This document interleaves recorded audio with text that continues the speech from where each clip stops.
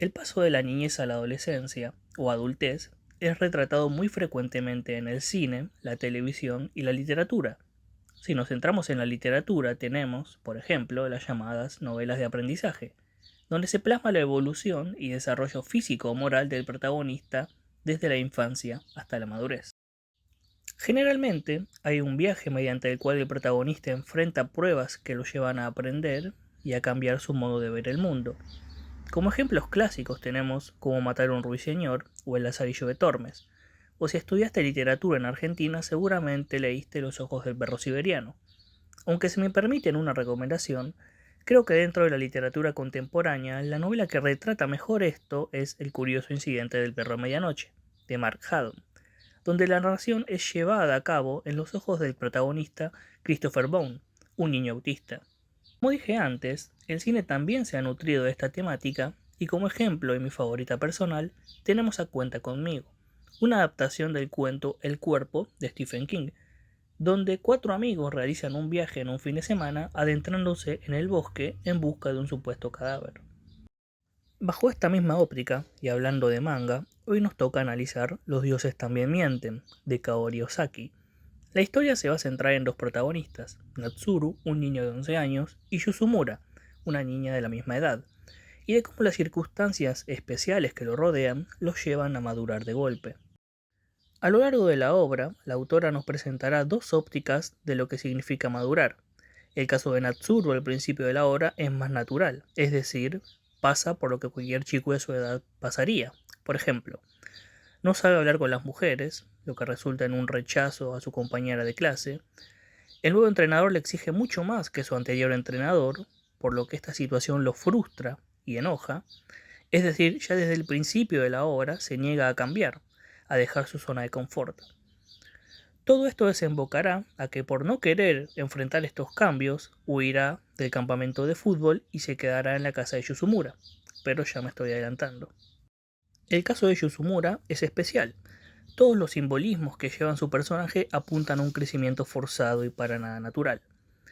Nos la presentan como alguien demasiado alta y con una mochila que ya no le va, y cuando conocemos a fondo su historia, vemos que esto simboliza la maduración forzada por la que ella ha pasado. Otras actitudes que llevan a esta conclusión es la seriedad respecto a llevar las cuentas en el primer encuentro con Natsuru, ya que su dinero es limitado, o incluso el tipo de alimento que prepara cuando Natsuru se queda en su casa, ya que no parece ser propio de una niña de su edad. Pero no solo las acciones de los personajes son importantes, el contexto en el que se mueven también lo es. Por el lado de Yuzumura vemos el lugar donde vive, y es precario, desordenado, destartalado, como símbolo de una total ruptura de una estructura familiar. En este espacio convivían una madre que los había abandonado, un padre demasiado inmaduro y un abuelo que, bueno, ya sabemos lo que le sucede al abuelo. En cambio, el hogar de Natsuru es un complejo de departamentos, que si bien no es una casa tradicional, se condice con su propia estructura. A pesar de tener un padre fallecido, es su madre quien se encargará de llevar adelante la casa. Cuando las circunstancias hacen que estos dos personajes vivan juntos durante un tiempo, hay una especie de incómoda relación. Actúan como una pareja, como un matrimonio, algo extraño, pero al fin y al cabo son niños. Y esto se ve muy claro en el peso que Yuzumura le pide a Natsuru que lleve cuando le pide guardar sus secretos. El primer secreto que Yuzumura le pide que guarde es que viven solos junto a su hermanito. El segundo es cuando le cuenta que su madre los abandonó hace tiempo. Y el tercero es todo lo que conlleva la muerte de su abuelo. Estos secretos tienen un doble peso. Como vimos en ejemplos anteriores, hay un peso en los hombros de Natsuru, que no puede hablar con nadie sobre esto porque siente que traicionaría a Yuzumura. Pero principalmente es Yuzumura la que más sufre por todo esto, puesto que es víctima de una manipulación por parte de su padre, quien bajo dulces palabras como yo sé que Ryo se encargará de todo, le da una responsabilidad que ella no debería cargar. Y esto sumado al miedo a fallar por las posibles consecuencias que puede traer, es lo que le impulsa a tomar decisiones drásticas y equivocadas. Pero todo este peso puesto por adultos en los hombros de niños tiene su consecuencia.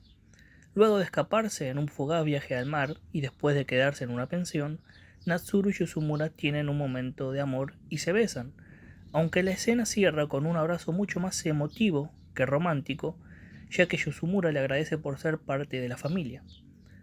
Luego los tres niños son encontrados, y para mí acá viene el mejor momento del manga, cuando la mamá de Natsuru se da cuenta de lo que sucede y él se desploma en los brazos de su madre, llorando y contándole todo, como lo que es, solo un niño.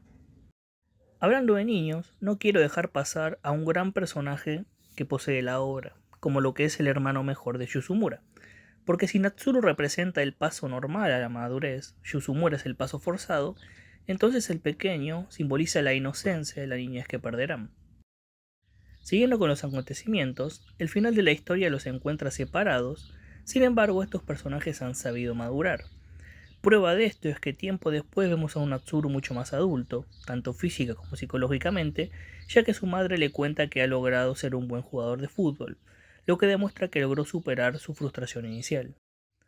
Por el lado de Yuzumura, tenemos un llamado telefónico con Natsuru, hablándole sobre un sueño donde lo vio triunfar como jugador de fútbol profesional y queda todo abierto para un posible reencuentro. Lo importante de este panel es que nos muestra que Yuzumura tuvo la iniciativa de llamar a Natsuru.